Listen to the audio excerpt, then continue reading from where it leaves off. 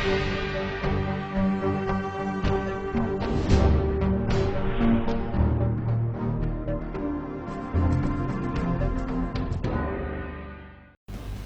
Vindhya times में आपका स्वागत है और आपके साथ मैं श्रेया हाजिर हैं आज के बुलेटिन की खबरों के साथ। पहली खबर पर नजर डालते हैं।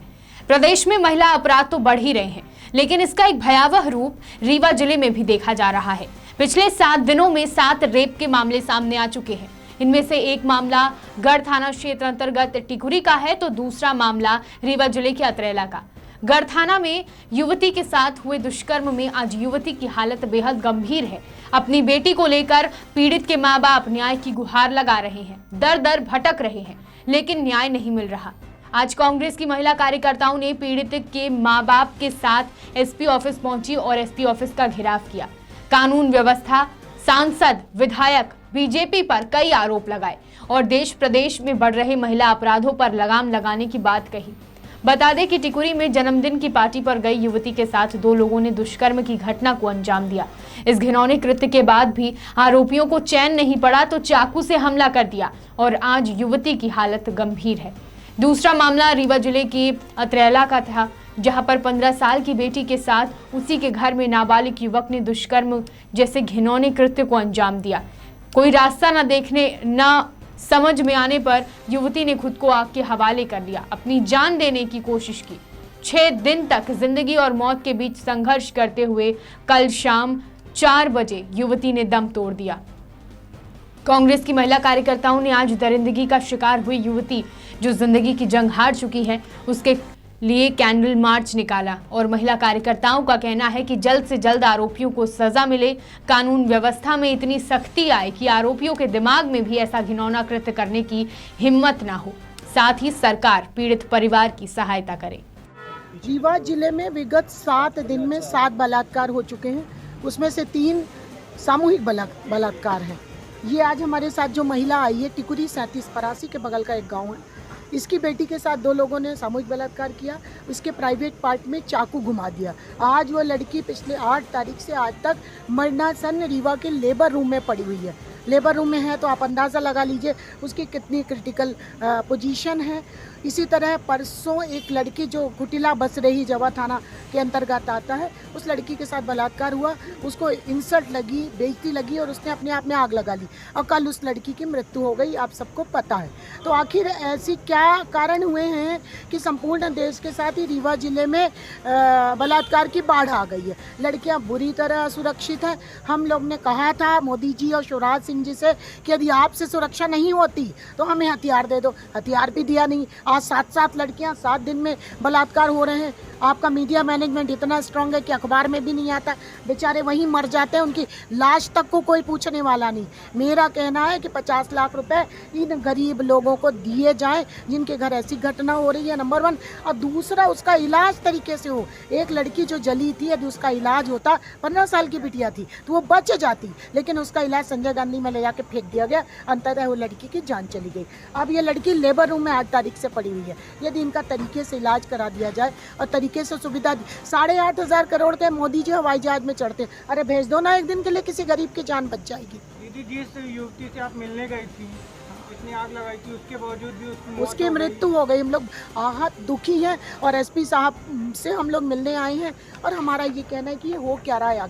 आखिर अपराध की बाढ़ क्यों आई है, लड़कियां क्यों सॉफ्ट टारगेट है, क्यों हमारी सरकारें हमारी बच्चियों की सुरक्षा नहीं कर पाती। आज रीवा जिले के नहीं संपूर्ण देश और प्रदेश की हर नारी असुरक्षित है और वो दुखी है, परेशान है। और हम लोग ने एसपी साहब से कहा है कि यदि आप जल्दी ही सुरक्षा की पूर्ण व्यवस्था नहीं करते तो हम लोग यहाँ पर उग्र आंदोलन करेंगे। हम सांसद जनार्दन मिश्रा से इस्तीफा मांगते हैं, 8 विधायकों से इस्तीफा मांगते हैं कि आपके अंदर जरा सी भी शर्म हो तो आप जाइए अस्पताल में और जिसने जनता ने वोट दिया वो उससे माफ़ी तो मांगो। एक बार इस महिला से, इधर आओ भौजी, इससे एक बार माफ़ी तो मांगो। इसकी बेटी के साथ बलात्कार हुआ, क्या अस्पताल नहीं जाते 8 MLA? तुम वोट लेकर चुनाव जीते हो, शर्म करो शिवराज मामा और शर्म करो जनार्दन मिश्रा और तुम्हारे जो 8 MLA बैठे हुए हैं। लूट का सूट करने के लिए MLA बने हो क्या? जनता की सुरक्षा और सेवा का कोई दायित्व तो नहीं बनता। ये महिलाएं मर रही हैं वहाँ अस्पताल में, इनको कोई पानी देने को तैयार नहीं, इलाज नहीं हो रहा, मर रहे हैं और किसी को भारतीय जनता पार्टी के लोग हिंदू मुस्लिम करने में तुले हैं। उनको जरा भी फिक्र नहीं कि हमारी जनता का क्या हो रहा है। इन जनता, आम जनता जिसने वोट दिया है, इनकी हाल तो देखिए। ये 8-8 दिन से भूखे बेचारे प्यासे पड़े हुए हैं। इनकी बेटी मरे चाहे जिए। तुम दिल्ली दौड़े जाते हो निर्भया केस में मोमबत्ती लेके। हो शर्म तो इनके पैर पड़ो भारतीय जनता पार्टी के नेताओं। और उनकी जो नीतियां हैं, वो केरल में हथिनी मरती है तो उसके लिए मोमबत्ती लेके जाते हो। इनकी बेटियां बच्चे नहीं है, मनुष्य नहीं है क्या? वो तुमको हथिनी की फिक्र पड़ी हुई है, लेकिन इनकी बेटियों जो हाड़ मास की हमारी लाडली जिसका कन्या पूजन करते हो, उसकी फिक्र नहीं है भारतीय जनता पार्टी को। पिछले दिनों रीवा एसपी राकेश कुमार सिंह के आदेश पर मनगवा थाना प्रभारी को निलंबित कर दिया गया था।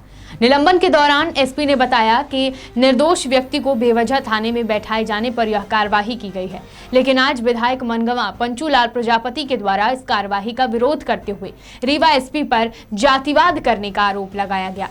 भाजपा विधायक ने एसपी राकेश सिंह के ऊपर गंभीर आरोप लगाते हुए कहा कि रीवा एसपी अपना पदभार संभालते ही अधिकांश स्थानों पर अपने जाति के लोगों को प्रभार दे रहे हैं। रीवा एसपी ने रिटायरमेंट की कगार पर आकर वसूलीबाजी शुरू कर दी है।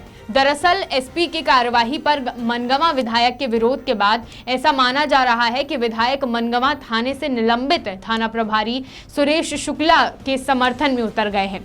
भाजपा विधायक पंचूलाल प्रजापति एसडीओपी संतोष कुमार निगम को हटाए जाने सहित सुरेश शुक्ला को यथावत किए जाने की मांग को लेकर गृह मंत्रालय को पत्र लिखा है। ये पत्र इसलिए लिखा गया कि एक हमारे थाना प्रभारी अधिकारी सुरेश शुक्ला जी थे, जो अभी 3-4 माह के लगभग हुआ। हमने इनका वहाँ नियुक्ति कराई। नियुक्ति कराने के बाद ये जो एसपी रीवा एसपी हैं राकेश सिंह, तो राकेश सिंह के द्वारा उनको कई बार इंगित किया गया कि इनको हटाना है और ऐसा है फलाना है। कई लोगों को लाने का प्रयास कर रहे थे। कभी समरजीत को लाने के लिए वो कर रहे थे कि हम समरजीत को रख दें, ये है वो है। फिर एक बार इन्होंने ऐसा कुछ वो किया कि विद्यावारी का स्थानांतरण, नई गढ़ी में विद्यावारी जी थे, विद्यावारी का स्थानांतरण करवा रहे थे कि मनगवा में हो जाए, परंतु हम अड़ गए कि भाई देखिए मनगवा में हम नहीं करेंगे, क्योंकि विद्यावारी जी जो है यहाँ आकर के और ठीक काम नहीं करेंगे हमारे समझ से। तो फिर एसपी साहब ने उनको बैकुंठपुर थाना किया। बैकुंठपुर थाना करने के बाद माननीय विधायक गिरीश गौतम जी फिर उनको ले जाकर के और नई गढ़ी में किया। उनकी मंशा थी कि मनगवा में हो, परंतु मनगवा में हम अड़ जाने के कारण ये मनगवा नहीं करा पाए, इसलिए बैकुंठपुर में किया। और बैकुंठपुर से फिर नई गढ़ी ले गए। मतलब क्या मतलब था? फिर जब नई गढ़ी ही वो करना था तो वही रहने देते, फिर क्यों स्थानांतरण किए? इन्होंने उसी ईर्षा को लेकर के मन गढ़ंत करते रह गए, बल्कि एक बार हटाने का प्रयास किया कि नहीं विद्यावारी को रखेंगे। फिर हमने गृह मंत्री जी से ये बात अवगत कराया कि भाई ये दूसरे को लाना चाह रहे हैं, तो बताइए कैसे काम चलेगा। गृह मंत्री जी ने एसपी से कहा कि देखिए ऐसा है, जो क्षेत्रीय विधायक कह रहे हैं उसी के मुताबिक काम करिए, शुक्ला जी को रहने दीजिए। मान गए। फिर ऐसे नई गढ़ी में ले जाने की बात आई, जब अपने गढ़ में, गढ़ थाना में ध्रुवे जी को जब ले जाना चाह रहे थे, उसमें भी ये कह रहे थे कि समरजीत वहाँ जाएंगे। हमने कहा कि नहीं, ध्रुवे जाएंगे। बार बार सरकार, नगर निगम प्रशासन एवं जिला प्रशासन विकास के भले ही अनेक दावे करते हो, लेकिन जमीनी हकीकत कुछ और ही है। मामला रीवा शहर के वार्ड क्रमांक 39 और 40 का है, जहां लोगों को इन दिनों काफी मुसीबतों का सामना करना पड़ रहा है। लोगों का कहना है कि यहां खुली हुई नालियां बह रही हैं, ना तो सड़क है और ना ही पानी की सुचारू रूप से व्यवस्था। स्थानीय निवासियों का कहना है कि खुली हुई नालियों के कारण विभिन्न प्रकार की बीमारियों का जन्म हो रहा है, जिससे लोग आए दिन बीमारियों से पीड़ित हो रहे हैं, लेकिन इस ओर किसी का भी ध्यान नहीं जा रहा। जानकारी देते हुए लोगों ने बताया कि कई सालों से गड्ढे में तब्दील हुई रोड से निकलना नामुमकिन सा लगता है। पानी की व्यवस्था न होने के कारण मुसीबतों का सामना करना पड़ रहा है। निवासियों ने बताया कि यहाँ के नेता केवल चुनाव के समय वोट मांगने आते हैं और आश्वासन देकर चले जाते हैं, लेकिन आज तक नेताओं द्वारा कोई ध्यान नहीं दिया गया। हम लोग कई बार कलेक्टर में किए, नगर निगम में किए, मगर कोई सुनने के लिए नहीं। पावती मिल जाती है, आदमी लौट के चला आता है घर। क्या कभी सफाई वगैरह क्या हो? साल 6 महीने में एक बार होती है, जब नवरात्रि आती है, रामनवमी और दशहरा, तभी 1-2 बार होती है, उसके अलावा नहीं होती। किसी उच्च अधिकारियों को इस संदर्भ में अवगत कराया? अधिकारी मतलब स्वास्थ्य अधिकारी भी आए थे एक आध बार, और नगर निगम के काफ़ी कर्मचारी आए थे, उसके अलावा नहीं। कई बार नेता भी आते होंगे, वो चुनाव के टाइम में आते हैं सर, उसके अलावा नहीं आते हैं। जब चुनाव आता है तभी आते हैं। वार्ड पार्षद को आपने कभी कहा कि सर इसकी सफाई की जानी चाहिए क्या? वार्ड पार्षद को कई बार हम लोगों ने सूचित किया और लिखित दिया, उसके बाद भी कोई मतलब नहीं वार्ड पार्षद को। क्या नाम है वार्ड पार्षद? वार्ड पार्षद श्रीमती आरती बक्सरिया और सरोज बंसल। सामने देखा। क्या नाम है आपका? छोटे लाल, कौन सा मोहल्ला कहलाता है? रानी तालाब, वार्ड क्रमांक 39। किस तरह की समस्याएं होती है? देखा जा रहा है काफी गंदगी है यहाँ पे। यहाँ सर बहुत गंदगी है, यहाँ साफ सफाई हो जाए, लानी बन जाए, रोड बन जाए तो बहुत बढ़िया हो जाए। ये सब रहा। उसके अधिकारियों को इस संदर्भ में अवगत कराया आप लोगों ने? जानकारी नहीं, अधिकारी से हमसे तो नहीं हुई जानकारी, लेकिन अधिकारी जब हम काम धाम में चले जाते हैं सर, आते हुए हमसे मुलाकात नहीं हुई। किस तरह की ये सब गंदगी है? बहुत गंदगी है सर। बच्चे भी काफी बीमार होते हैं। चयनित कनिष्ठ संविदा विक्रेता संघ के लोगों ने कलेक्ट्रेट कार्यालय पहुंचकर सभी जिलों में चयनित कनिष्ठ संविदा विक्रेता की भर्ती के दस्तावेज सत्यापन प्रक्रिया शुरू करने एवं नियुक्ति देने हेतु मुख्यमंत्री के नाम ज्ञापन सौंपा। ज्ञापन देते हुए लोगों ने बताया कि कनिष्ठ संविदा विक्रेता भोपाल दिनांक के अनुसार मध्य प्रदेश सहकारिता विभाग ने कनिष्ठ संविदा विक्रेता के 3629 पदों के लिए MP ऑनलाइन के माध्यम से आवेदन मंगाए गए थे, जिसमें करीब 1.5 लाख आवेदकों ने 52 जिलों की सोसाइटियों के लिए आवेदन दिया था। लेकिन 16 माह के लगातार संघर्ष के बाद मार्च में इसका रिजल्ट MP ऑनलाइन के माध्यम से अपलोड किया गया, लेकिन आज दिनांक तक चयनित सूची जारी होने के बाद दस्तावेज सत्यापन हेतु राज्य सरकार द्वारा कोई पहल नहीं की गई और 5 महीनों के आस लगाए बैठे चयनित उम्मीदवार का दस्तावेज सत्यापन नहीं किया गया, जिसको लेकर संगठन के लोगों ने दस्तावेज सत्यापन चालू करवाने हेतु मुख्यमंत्री के नाम ज्ञापन सौंपा है। भारतीय किसान मजदूर संघ के कार्यकर्ताओं ने सड़क पर उतरकर प्रधानमंत्री नरेंद्र मोदी के द्वारा लाए गए बिलों के खिलाफ धरना प्रदर्शन किया। प्रदर्शन कर रहे लोगों का कहना है कि देश को बचाने एवं किसान को बचाने के लिए हम कार्यकर्ताओं के द्वारा पहल की जा रही है। इसके साथ ही किसान मजदूर संघ ने प्रधानमंत्री नरेंद्र मोदी पर तंज कसते हुए कहा कि प्रधानमंत्री ने राजनीति को व्यापार बना दिया है, बड़े बड़े पूंजीपतियों से मिलकर देश को कंगाल बना दिया। इतना ही नहीं, कोरोना के नाम पर धारा 144 लागू करके असहाय लोगों को जेल का भय दिखाकर सरकार के द्वारा तानाशाही दिखाई जा रही है, जो लोकतंत्र के खिलाफ है। प्रदर्शन कर रहे लोगों की मांग है कि चुनाव के समय धारा 144 लागू न की जाए, साथ ही गरीबों को परेशान न किया जाए और इन मांगों को लागू किया जाए, अन्यथा उन सभी कार्यकर्ताओं के द्वारा रीवा से ग्वालियर तक हर विधानसभा में जाएंगे और होने वाले मध्य प्रदेश के 28 विधानसभा सीटों पर चुनाव पर जनता को जागरूक करेंगे। देश को बचाने के लिए, किसान को बचाने के लिए, मंडी को बचाने के लिए प्रधानमंत्री नरेंद्र मोदी ने जो राजनीति को व्यापार बना दिया है, बड़े बड़े पूंजीपतियों से डील करके उसने पूरे देश को बेच दिया है। और अभी देश की जनता को नहीं पता है, कोरोना के नाम पर धारा 144 लगा करके और लोगों की आवाज़ को बंद करके, उनको जेल का भय दिखा करके जो उसने तानाशाही कर रखी है, उसके खिलाफ हम लोगों ने संक्रांत किया है। और सतना में 18 सितंबर से हम लोग लगातार मंडी में धरना शुरू किए हुए हैं। संसद केवल चर्चा के लिए होती है और उसके बाद भी जनता से जब चर्चा होती है तब उसके बाद कोई बात होती है। ये ध्वनिमत से जो विधेयक पास करते हैं उसके खिलाफ हम लोग हैं। जो लोकतंत्र की प्रक्रिया है, संसद की जो प्रक्रिया है, उसके खिलाफ जो काम करेगा उस देश में राज नहीं करेगा। भूमि अधिग्रहण कानून इन्होंने लागू किया था, उस कानून को हम लोगों ने सड़क पर आकर के रद्द कराया, उसको वापस लिया। और अभी हम चाहते हैं लोकतंत्र का जब चुनाव होता है उस समय धारा 144 असंवैधानिक है। जब जनता को बोलना चाहिए, जब जनता को आपस में विचार विमर्श करना चाहिए, जब आपस में चर्चा करनी चाहिए और उसके बाद फैसला करना चाहिए कि हम किसको चुना, किसको वोट दें। रीवा सुपर स्पेशलिटी हॉस्पिटल में मेडिकल कॉलेज के द्वारा नर्सों की भर्ती प्रक्रिया शुरू कर दी गई है, लेकिन सुपर स्पेशलिटी हॉस्पिटल में इंटरव्यू में शामिल होने आए स्टाफ नर्स ने मेडिकल कॉलेज में हंगामा करते हुए अस्पताल प्रशासन पर भी आरोप लगाए हैं और कहा है कि कि शासन की गाइडलाइन के अनुसार स्टाफ नर्स की नियुक्ति नहीं की जा रही है। सुपर स्पेशलिटी हॉस्पिटल रीवा में स्टाफ नर्स ने फर्जीवाड़े का आरोप लगाया है। स्टाफ नर्स की भर्ती प्रक्रिया में श्यामशाह चिकित्सा महाविद्यालय पूर्व से कार्यरत NHM संविदा स्टाफ नर्स को भर्ती में प्राथमिकता दिए जाने की मांग की गई है। समस्त स्टाफ नर्स NHM संविदा स्टाफ नर्स श्यामशाह चिकित्सा महाविद्यालय रीवा के अंतर्गत 5 से 8 वर्षों से कार्यरत हैं। नर्सों का कहना है कि सुपर स्पेशलिटी हॉस्पिटल रीवा में स्टाफ नर्स की भर्ती प्रक्रिया में स्टाफ नर्स को प्राथमिकता नहीं दिया जा रहा है। मेडिकल कॉलेज से प्रकाशित मेरिट सूची में हम लोगों का नाम भी अंकित नहीं है, जिसके संबंध में हम समस्त NHM संविदा स्टाफ नर्स चिकित्सा महाविद्यालय द्वारा 4 सितंबर 2020 को कमिश्नर रीवा संभाग से सामूहिक रूप से आवेदन देकर साथ ही हॉस्पिटल में भर्ती में संविदा स्टाफ नर्स चिकित्सा महाविद्यालय से अनुरोध भी किया जा चुका है। रीवा जिले के जवा थाना क्षेत्र अंतर्गत पानी के लिए हुए विवाद में गांव के सरहंगों ने एक परिवार पर जानलेवा हमला कर दिया, जिसमें गांव के ही एक बुजुर्ग बुरी तरह घायल हो गए।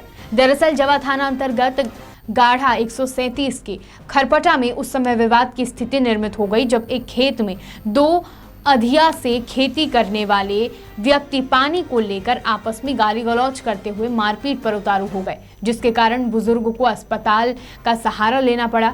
खरपटा निवासी फरियादी अन्नू आदिवासी के अनुसार जब वो अपने अधिया के खेत में पानी लगा रहे थे तभी गांव के ही एक व्यक्ति ने पानी लगाने पर विवाद और गाली गलौज शुरू कर दी। अन्नू आदिवासी को पकड़कर मारने लगे, जिसकी रोने की आवाज सुनकर जब ससुर लालता प्रसाद आदिवासी वहां पर पहुंचे और बचाने की कोशिश की, तभी व्यक्ति के द्वारा लाठी से मारकर बुजुर्ग को जख्मी कर दिया गया, जिसके कारण बुजुर्ग के सिर में गहरी चोट आई है। शहडोल जिले के जैतपुर तहसील अंतर्गत ग्राम केसवाही में शासकीय भूमि पर हो रहे अतिक्रमण के खिलाफ आखिरकार ग्रामीणों को आगे आना पड़ा, जिसमें अनशनकारी 8 अक्टूबर से 5 दिवसीय क्रमिक अनशन में बैठे हुए थे। 5 दिन के बाद कल मंगलवार को आमरण अनशन समाप्त किया गया। वहीं 16 अक्टूबर को आत्मदाह की चेतावनी दिए जाने के बाद प्रशासन हरकत में आया। जानकारी लगते ही SDM धर्मेंद्र मिश्रा कल मौके पर पहुंचे और अतिक्रमण किए गए चिन्हित स्थानों का निरीक्षण किया। जैतपुर नायब तहसीलदार दीपक पटेल, RI व पटवारी की उपस्थिति में यह निरीक्षण किया गया। SDM ने निर्देश देते हुए कहा कि जब तक जांच पूरी न हो जाए तब तक किसी भी प्रकार का निर्माण कार्य न किया जाए। मवेशी बाजार, न्यू बस स्टैंड, खेल मैदान, स्वास्थ्य केंद्र आदि स्थानों का सत्यापन कर अतिक्रमण किए गए हैं। लोगों पर कार्रवाई की जाए। वहीं आमरण अनशन पर बैठे लोगों को SDM ने सेब, केला, फल खिलाकर अनशन को समाप्त कराया। शहडोल से पंकज राव की रिपोर्ट। पंच महोदय और गांव के अन्य लोग जो है शासकीय भूमि जो अतिक्रमण हुए हैं उनके संबंध में अनशन कर रहे थे। इसकी जानकारी हमें कई दिनों से थी, शुक्रवार से ही थी। अपने तहसीलदार साहब को भेजा, इन्होंने टीम बनाई, सारी जो शासकीय ज़मीन है उनकी नाप कराई। मैंने खुद भी देखा, बहुत सारे ये नंबर जो हैं जो शासकीय ज़मीन जिनमें है बहुत सारे बटा नंबर हैं, उनमें तरमीम नहीं है। उनको तरमीम करके फिर उसको अगर ज़रूरत पड़ेगी तो हम दोबारा नापेंगे। अभी नाप इन लोगों ने कर ली है। इसके अलावा जो ये नंबर है इसमें 25-25, 26-26 बटा नंबर, तो अभी हम एक आदेश कर देंगे इन बटा नंबरों में जो भूस्वामी भी हैं, भले शासकीय ज़मीन है, भूस्वामी भी वो भी अपनी ज़मीन न तो बेच सकेंगे न कोई निर्माण कार्य कर सकेंगे जब तक कि हमारी जांच पूरी नहीं हो जाती और हम शासकीय ज़मीन सुरक्षित नहीं कर देते तब तक। इसके अलावा 2 आंगनबाड़ी भी दिखाया है। अब्दुल हबीब धनपुरी निवासी, मैं यहाँ पे मेरा भी ज़मीन है, इसलिए मेरे को यहाँ से दिल से प्रेम है, इसलिए मैं इसमें भाग लेने आया।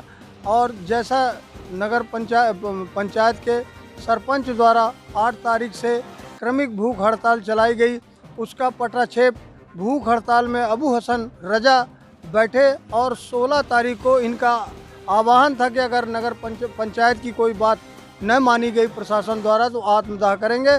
उसका पटाक्षेप आज आपके चैनल के सामने हुआ। चैनल में हमारे SDM साहब ने आपको अपना वक्तव्य दिया कि 15 दिन के अंदर मैं इस कार्रवाई को पूरा कर दूंगा और आप अभी मैं जो जांच कर रहा हूं उसकी जांच को पुनः देखूंगा और इसका समापन। आप ये बात समझिए कि यहाँ पे जो भू माफियों के द्वारा जो कार्यक्रम चलाया जा रहा था उसमें नगर पंचायत केसवाही की सरपंच ने जो अंकुश लगाया है वो ऐतिहासिक है और इसमें कंधे से कंधा मिलाकर जिन लोगों ने भी साथ दिया और उसमें सबसे बड़ा साथ अबू हसन रजा का है, जिन्होंने अपने परिवार को, अपने घर को छोड़कर नगर के विकास। आदिवासी बाहुल्य क्षेत्र शहडोल में आदिवासियों के साथ हो रहे अत्याचार के मामले थमने का नाम नहीं ले रहे हैं।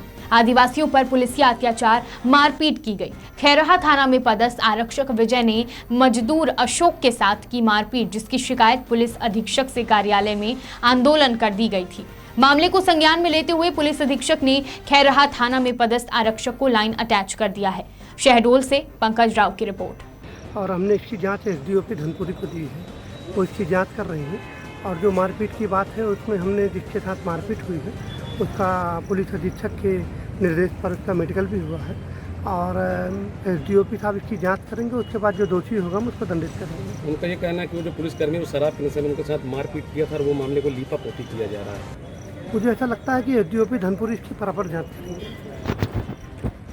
प्रदेश में होने वाले उपचुनावों को लेकर कांग्रेस प्रत्याशी नामांकन दाखिल करने के दौरान ना कोई रैली निकाली और ना ही कोई जुलूस। केवल 3 व्यक्तियों ने पहुंचकर नामांकन दाखिल किया। नामांकन दाखिल करने के दौरान जिला कांग्रेस कमेटी के अध्यक्ष जयप्रकाश अग्रवाल, अधिवक्ता चंद्रकांत पटेल भी उपस्थित रहे। जिला कांग्रेस कमेटी के अध्यक्ष जयप्रकाश अग्रवाल ने कहा कि कोविड-19 के हर नियम का पालन हमारे द्वारा किया जाएगा और निर्वाचन आयोग द्वारा जारी किए गए आदेशों का पालन करते हुए आज हमने नामांकन दाखिल किया है।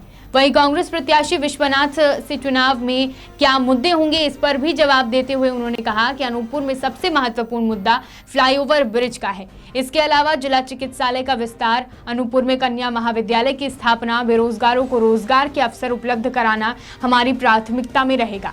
उन्होंने कहा कि 15 महीने के कार्यकाल में कांग्रेस पार्टी की सरकार व मुख्यमंत्री कमलनाथ ने सतत प्रयास किए हैं। लोकतंत्र की हत्या भारतीय जनता पार्टी के द्वारा विधायकों की खरीद फरोख्त करके की गई। 10 नवंबर को पुनः कांग्रेस की सरकार मध्य प्रदेश में बनेगी और विकास के हर एक कार्य किए जाएंगे। शहडोल से पंकज राव की रिपोर्ट। यहाँ प्रत्याशी थोड़ी चुनाव यहाँ की जनता लड़ रही है, जो जनता के साथ धोखा हुआ है, तो जनता चुनाव लड़ रही है और जनता सबक सिखाएगी जो जनता के साथ धोखा किए। फिर भी आपसे जनता पूछेगी आप क्या मुद्दे लेके चुनाव मैदान में क्या करेंगे, क्या सोच है आपकी? भाई हमारे क्षेत्र में जो मुद्दाएं हैं, सबसे पहले तो फ्लाईओवर का मुद्दा है जो आज कई साल से अटका है। अभी हमारे 15 महीने के सरकार में यहाँ मुआवजा वितरण हो गया है और वो सब अभी काम चालू हो जाएंगे और संभवतः हमारे 10 तारीख के बाद मध्य प्रदेश में फिर से कांग्रेस की सरकार बन रही, ये काम सब चालू हो जाएंगे। यहाँ कन्या महाविद्यालय का है मेन मुद्दा और आपके जिला अस्पताल का है, ये सब मुद्दा है। बेरोजगारी कोई मुद्दा नहीं है आपके उस पर? क्यों बेरोजगारी मुद्दा है ना, बेरोजगार कांग्रेस के सरकार में ही पहले आपने देखे होंगे कि पंचायतों में भर्ती, शिक्षकों की भर्ती, आज 15 साल में आप बताइए कहाँ कोई भर्ती हुआ है। और हमने अपने पिछले वचन पत्र में भी अपने मध्य प्रदेश के 70% युवाओं को नौकरी देने का वादा किया था। हमारी सरकार बनेगी फिर हम उन्हें नौकरी देंगे। विंध्य की तमाम खबरों के साथ कल फिर हाजिर होंगे। देखते रहिए विंध्या टाइम्स। बहुत बहुत धन्यवाद।